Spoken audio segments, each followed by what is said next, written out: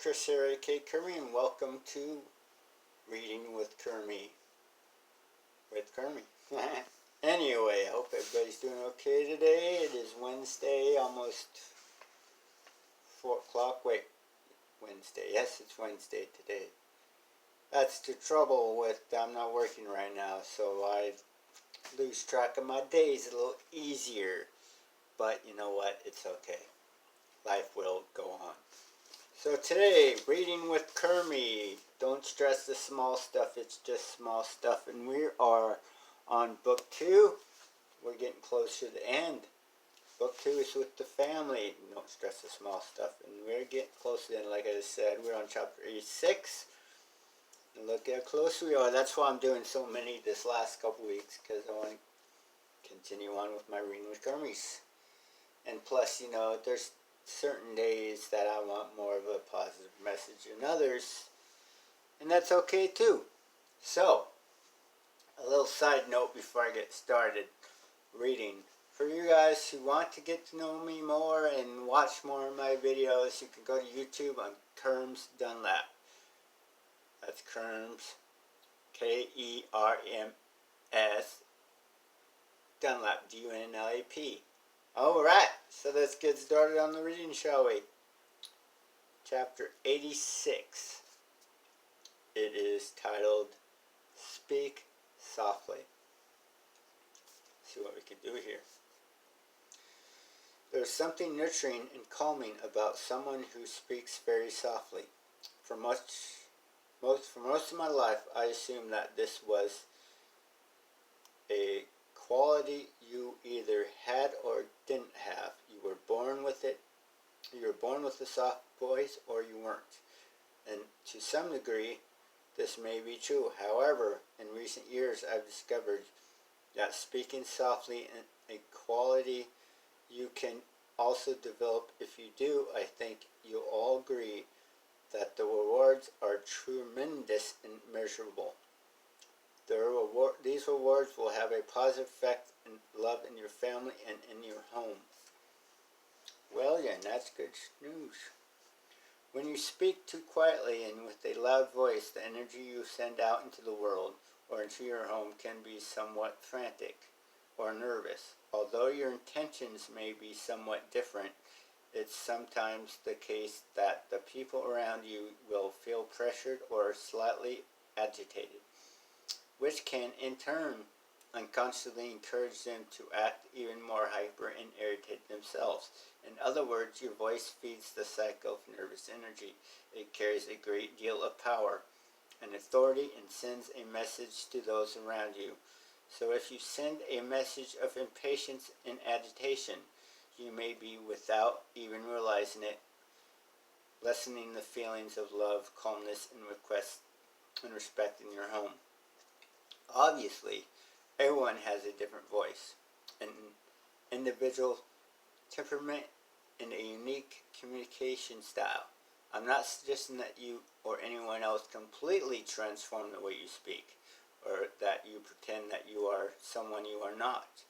What I'm proposing here is simply that you try to become a little more conscious about how your voice is being received by those around you.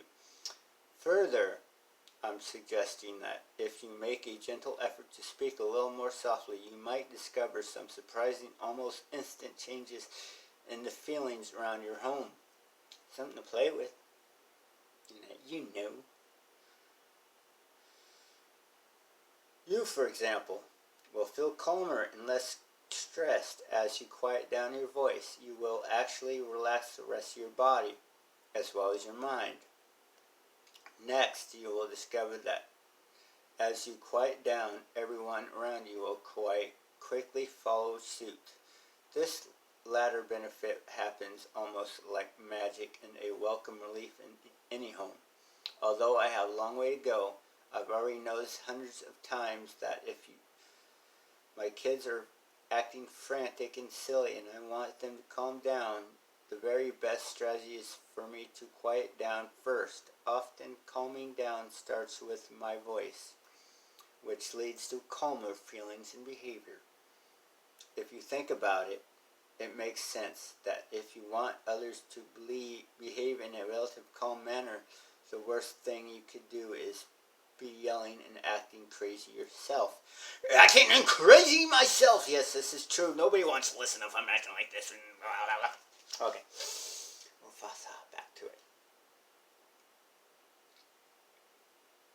The very best strategy is quiet down first. Often, calming down starts with my voice, which leads to calmer feelings and behavior. If you think about it, it makes sense that if you want others to behave in a relatively calm voice, the worst thing you do is be yelling and acting crazy yourself. Okay, just read that. Carrying on. Yet, how many of us haven't done this? The truth is, you can really want someone. If you really want someone to listen to you, the best thing you could possibly do, is to soften your voice. You'll be surprised at how attentive and respectful your audience will become. Yes. By all means, honor your own rhythm and your own voice over my suggestions. However, if you give this strategy a fair chance, if you make an honest attempt to soften your voice, however slightly, I think you'll be pleasantly surprised at the calming effect it will have on your family and on your life at home. Alright. That's cool. That's good reading. Speak calmly and softly.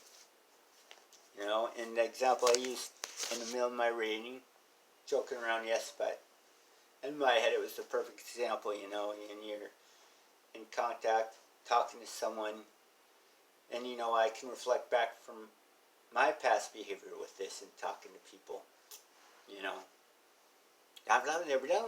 Explaining things like this, all frantic, all this and that, oh, this happened, oh, that happened.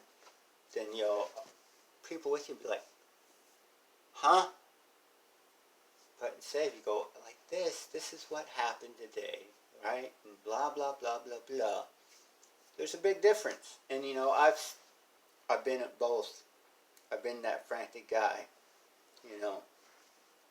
Reading that was, I was actually reflecting back from like about 2.5 years ago now, and when I went through my psychosis, and that's how I was going for like a month and a half, and I was clean this time. No influence of stimulants or nothing. This was me, just going through it mentally, going through psychosis and talking to everybody in a frantic voice, speeding, anxious, you know. And then once I calmed down after that month and a half, 2 months, I realized my communication with people was a little frantic. And once I quieted my mind a little bit, and my voice followed, and everything else followed after that. So, you know, it is a big deal, and it does make a real big difference. So, speak softly when you're speaking to people. You know, I have a habit of speeding up, being anxious, being excited, and that's okay. That's human. That's the human side of me. But becoming more aware of that is what that book was talking about, and working on a daily basis, which these are things I have been working on my daily basis, is active communication. So this was a really good chapter to read. I'm glad I decided right after Kermie Karaoke to get on a reading with Kermie, because I indeed needed that reading. So, and I hope you guys got something about it too. Like I shared before, those who want more readings and more Kermie Karaoke, just go to Kerm's Dunlap on YouTube. Check me out, yo! I love you guys, and I'll talk to you soon. Speak softly.